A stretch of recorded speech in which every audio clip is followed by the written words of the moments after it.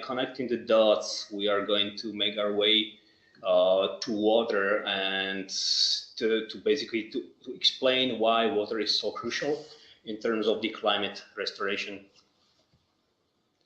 Good. So we are going to start off with the energy as promised. So first of all, as far as the sun goes and the amount of energy we are getting from the sun can be perceived as a very generous source of energy. We are getting the solar radiation intake of approximately 10 megawatts per hectare or 2.5 acres.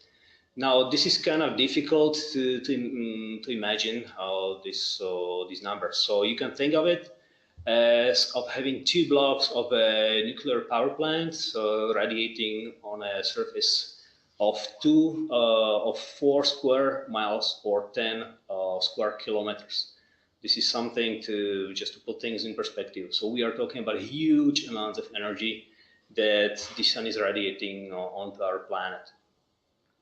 And there are several different ways on how the distribution of the energy can behave. And here I will try to work with the highlighter for the first time. Okay, good. So we are going to start off with the well-saturated landscape. So if the landscape is saturated with water, good enough, then a large portion of the energy of the daily solar radiation input is going to be absorbed into the evapotranspiration. So we are talking a huge number, somewhere around 70 to 80% of the energy is going to be used just to vaporize water, literally. Then we have approximately 5 to 10% of so-called sensible heat. This is the heat that we can actually literally feel on our own skin. And then we do have some minor 5 to 10% loss in terms of the heat flux to the soil and the reflectance.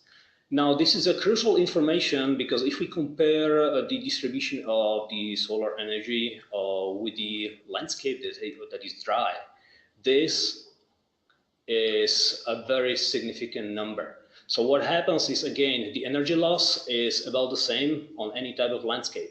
But if the landscape does have very little water, then only around 10 to 20% of that water is going to be used to vaporize it. And the rest needs to go somewhere.